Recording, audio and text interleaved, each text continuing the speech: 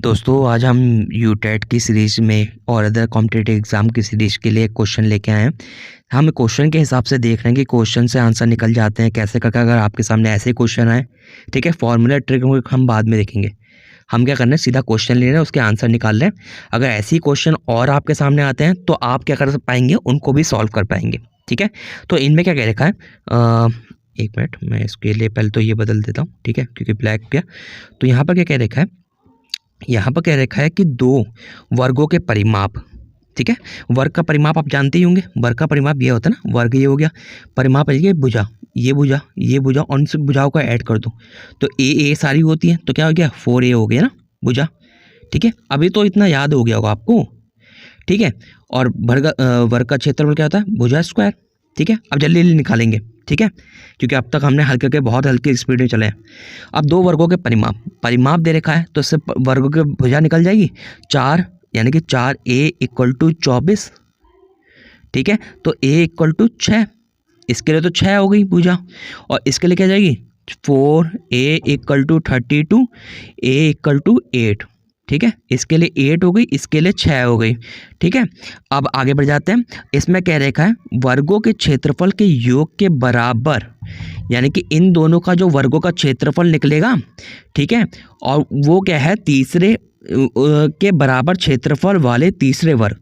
ठीक है, तो इन दोनों का जो दो वर्गों है ना, इनकी भुजाओं के वर्गों, मतलब इनकी जो दो वर्ग दे रखे हैं, उनके क्षेत्रफलों का योग, उनके क्या कह रखा है, उनके क्षेत्रफलों के योग के बराबर क्षेत्रफल वाले तीसरे वर्ग।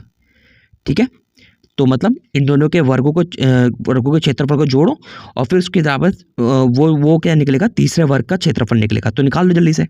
क्या था, एक निकला था 6 स्क्वायर, एक हो गया 8 स्क्वायर, ये क्या हो गया, तीसरे वर्ग का क्षेत्रफल। मान लीजिए जेड मान लेते हैं, तो जेड इक्वल टू कितना हो गया, जेड स्क्वायर हो जाएगा ना। ठीक है, ये भी भुजा क्यूब होगा, तो इससे क्या हो जाएगा, यहाँ 8 6 का 36 100 हो गया। तो इसकी भुजा क्या निकली, ये तो क्षेत्रफल निकल गया 100। ठीक है, तीसरे वाले का, ठीक, क्योंकि वो क्या कह रहा था, दो वर्गों के क्षेत्रफल के योग के बराबर था। ठीक है, तो इसमें हम आगे ले लेते हैं, अब ग्रीन ले लेते हैं। तो अब क्या निकला, भुजा निकल गई। अब तीसरे वर्ग का परिमाप निकालना था, भुजा निकल गई। क्या आया था, जेड क्यूब इक्वल टू क्या आया था, एक मिनट हम कुछ और कलर ले लेते हैं, ब्लैक ही ले लेते हैं। जेड स्क्वायर इक्वल टू 100 आया था, तो जेड इक्वल टू 10 आ गया। 10 तो भुजा हो गई, तो वर्ग क्या परिमाप क्या हो जाएगा, 4 × 10 = 40। 40 आंसर हो गया। फिर से समझा देता हूँ। इसमें क्या है, दो वर्गों के परिमाप दे रखे हैं, परिमाप दे रखे हैं, तो भुजा निकल जाएगी। भुजा कहते हैं 4 × a, तो 6 ये हो गई इसकी भुजा, और 8 ये हो गई। 8 कैसे हो गई, 4a = 32, a = 8, 4a = 24, a = 6, तो ये तो भुजा हो गई। फिर कह रहा है इन वर्गों के क्षेत्रफलों के योग, इन वर्गों के क्षेत्रफल का योग कर दो, तो क्या हो जाएगा, भुजा स्क्वायर, वर्ग है ना, तो भुजा स्क्वायर कितना होगा, 6 स्क्वायर और उसका 8 स्क्वायर, तो ये तो हो गया इन दोनों के क्षेत्रफलों का योग बराबर क्षेत्रफल वाले तीसरे वर्ग, यानी कि इनका जो क्षेत्रफल का योग हो रहा है वो तीसरे वर्ग का क्षेत्रफल है। ठीक है, तीसरे वर्ग का क्षेत्रफल है, तो यहाँ से करेंगे तीसरे वर्ग का क्षेत्रफल निकल गया 100। ठीक है, तो तीसरे वर्ग की भुजा क्या हो जाएगी, वर्ग ही है, तो वर्ग क्या होता है, वर्ग होता है a² = 100, a = 10 आ गया।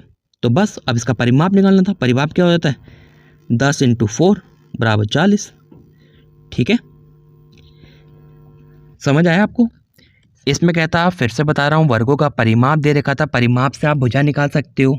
ठीक है, भुजा निकल जाएगी, तो भुजा निकालने से आप उन दोनों के क्षेत्रफलों को जोड़ देंगे। ठीक है, भुजा, क्योंकि भुजा स्क्वायर होता है, भुजा स्क्वायर प्लस भुजा स्क्वायर हो जाएगा, तो वो तीसरे वर्ग का क्षेत्रफल निकल गया। क्षेत्रफल निकलेगा तो उससे भुजा निकल जाएगी, भुजा निकलेगी तो उससे क्या हो जाएगा, परिमाप निकाल देंगे, 4 × भुजा, तो वही आंसर हो गया। ठीक है, अगर आपको फिर भी कोई प्रॉब्लम आती है तो आप कमेंट कीजिएगा, मैं इसका सॉल्यूशन कुछ और तरीके से आपके सामने ला दूंगा। Thank you.